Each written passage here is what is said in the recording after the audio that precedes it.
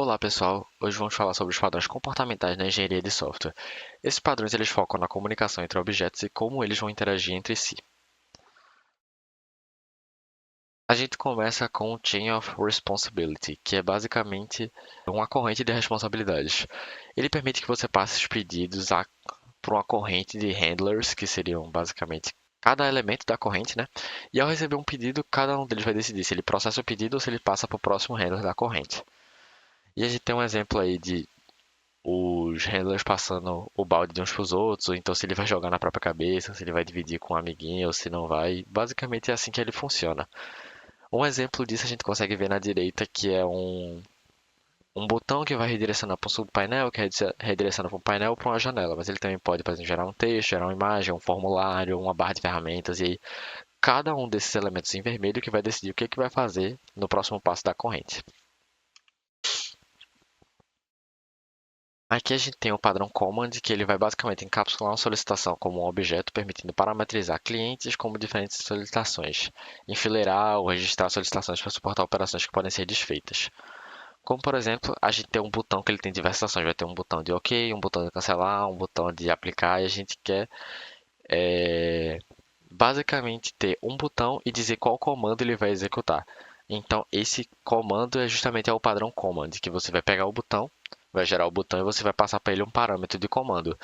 De, por exemplo, vai ter um botão de menu, um botão de atalho. Você vai dizer qual comando ele vai executar a partir desse parâmetro e aí ele vai fazer independente do que for. Se forem vários botões de update, é só você passar o mesmo comando que eles vão ter a mesma ação. Aqui a gente tem o iterator, que ele permite que você percorra os elementos de uma coleção sem expor as representações estruturais dela, como por exemplo lista, pilha, árvore. Isso é basicamente como funcionam os algoritmos de ordenação. Qualquer árvore ela pode ser lida meio que de qualquer jeito, sabe? Em qualquer ordem, em qualquer coisa. Isso aí você vai definir como a sua árvore deve ser lida. Como, por exemplo, a gente tem o Depth First Iterator, que ele basicamente vai fazer o padrão de busca em profundidade dentro desse iterator dele. E o Breadth First Iterator, que ele vai fazer o padrão de busca em largura, que ele vai passar pelos elementos zerando cada nível, né? O outro vai até o fim do primeiro nível e depois vai voltando. Aqui a gente tem o padrão Mediator, que ele funciona literalmente como um mediador que vai restringir comunicações diretas entre objetos. Como, por exemplo, a gente tem a representação dos aviões, que os aviões não se comunicam entre si, nem aviões, nem helicópteros, nem qualquer outro objeto. Eles vão se comunicar com a torre de comando e a torre vai dizer para eles o que eles precisam fazer, caso eles precisem esperar um ou outro para pousar, ficam recebendo essas instruções, porque a torre, nesse caso, é o mediator do tráfego aéreo, né? A gente tem uma representação na direita de como esse mediator pode estar mediando esses componentes, como por exemplo o componente A, componente B, componente C, se ele vai fazer uma operação, se ele vai notificar, se não vai. Então, tipo, é literalmente um mediador entre os objetos do sistema. Aqui a gente tem um padrão memento que ele é bem específico, na verdade, ele serve basicamente para essa função que está representada aí na tela, que é a de edição de texto, basicamente, porque ele vai ler um comando e ele vai, por exemplo, se você vai salvar um editor de texto, você tem que salvar o que você acabou de escrever, mas você também precisa guardar no histórico o que você fez para caso você queira voltar e você ter essa opção de desfazer. Então, basicamente, é isso que o Memento faz. Ele permite que você reduza essas dependências de um ao outro e você pode salvar as coisas sem revelar os detalhes da sua implementação, sabe? E aí você tem do lado a representação dele em um ML, que você vai ter basicamente um editor. Esse editor vai ter a opção de salvar e aí, além de salvar, ele vai ter o histórico. Então o usuário vai escolher se ele vai querer continuar escrevendo ou se ele vai poder desfazer a ação dele.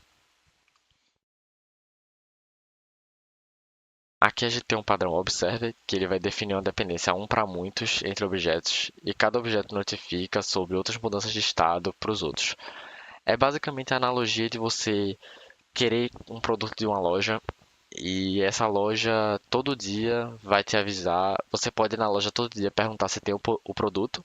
Ou então você pode ter, como por exemplo, um newsletter onde você vai ser avisado quando esse produto chegar na loja, sabe?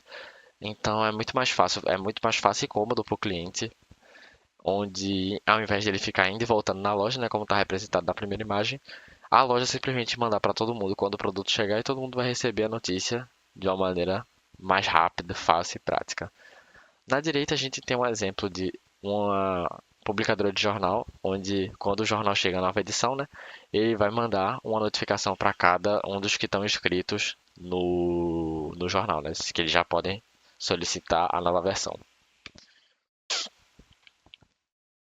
Aqui a gente tem o padrão state, que ele é muito utilizado no React, inclusive, justamente por ter essa lógica de você ter um comportamento dos objetos. Então, esse estado vai controlar basicamente em que estado de comportamento aquele objeto está. Se ele, por exemplo, a gente tem a representação aí de um objeto que está em rascunho, o estado dele vai ser rascunho, né?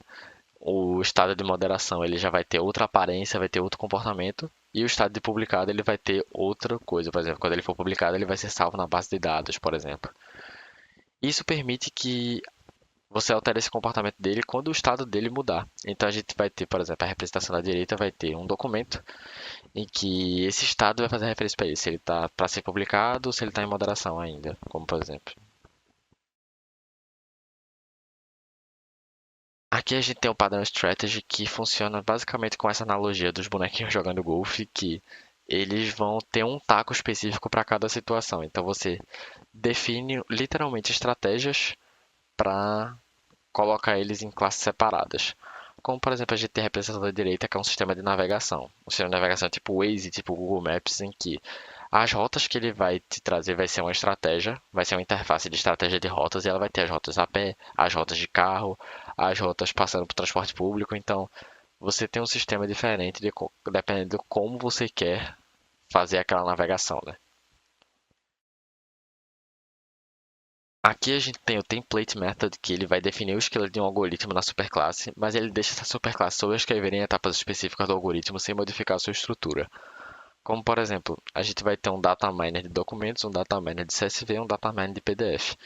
Ele vai extrair os dados desses três tipos de documento, mas ele vai salvar sempre num objeto tipo único de dados. Então, a superclasse seria o data miner, onde ele iria pegar e sempre extrair os dados de alguma maneira e você vai especificar de qual você quer. Por exemplo, PDF Data Miner ele vai ter funções como, por exemplo, abrir o PDF, extrair os dados do PDF específico, que são diferentes das funções de extrair dados do documento e coisas assim.